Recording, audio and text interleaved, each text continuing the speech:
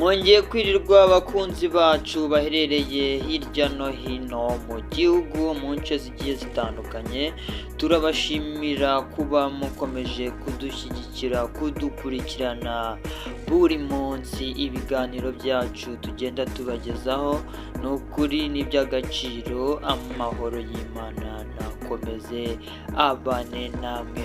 Ushobora kuba wibaza uti bano bakinnyi tubona muri sinema zo mu Rwanda baba legend dufata nk'abantu bakomeye kandi kuko banditse izina, ukibaza uti ese iyo bavuye gukina filime cyangwa gukina komedi ubuzima bwabo bukomereza he? Ibyo nibyo twagukusanyirije kandi tugiye kukugezaho kano kanya. Icyo tugusaba, dutiza amatwi maze tukuvira imuzi n'imuzingo, tukugezeho ubuzima bw'aba bastar, aba bakire banditse izina muri sinema.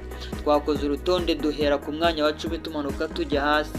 Ni abantu 10 bafite akayabo k'amafaranga ku makonti yabo, bafite imitungo, bafite n'izindi business bafatanya no gukina filime. Ngiye muteze amatwi, nge mukomeje kumva Nyita Gatuza Kamenyinosho.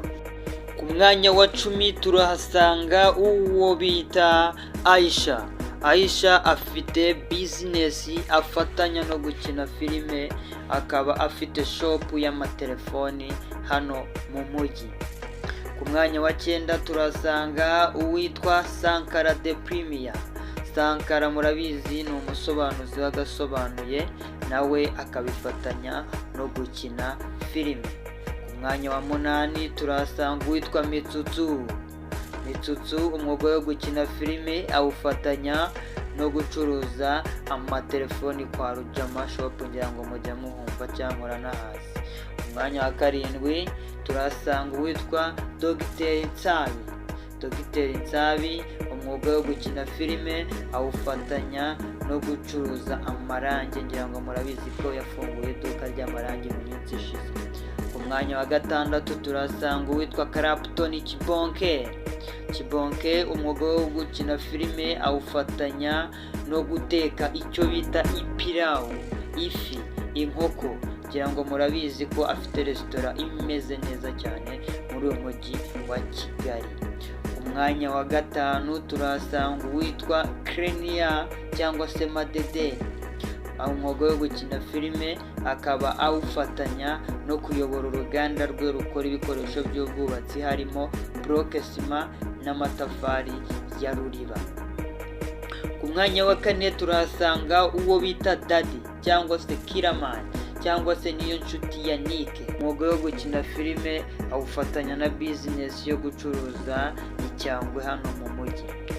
Ku mwanya wa 3 turahasanga uwo bita Bahavu Jeannette, afatanyije na Frere umugabo we. Umwuga wabo wo gukina filime bawufatanya na business yo kwigisha abanyeshuri gukina filime hano mu Rwanda. Mwanya wa 2 turasanga uwo bita Bamenya ni icyamamare. Umwuga wo gukina filime awufatanya no gucuruza icyangwe, ngira ngo murabizi ko afite shop irenze bya hatari ikomeye cyane, ngira ngo muranayizi niyo akunda kwamamaza. Mwanya wa 1 turahasanga uwo bita Gracian cyangwa se Seburikoko. Uyu nguyu umwuga wo gukina filime akaba awufatanya n'ubuyemusi cyangwa se bariya bita abasangiza b'amagambo mu bukwe. Ngayo nguko rero urutonde twabateguriye nguko uko ruhagaze. Wasanga wajyaga wibaza ati ese bano bantu ibi bintu bakora nibyo bibatunze, nibyo bakora bya buri munsi mu buzima bwabo? Ngayo nguko amakuru twari twagukusanyirije, jye wayabagezagaho Nyita Gatuza Kamenyinosho, cyuma cyasagutse ku ndege.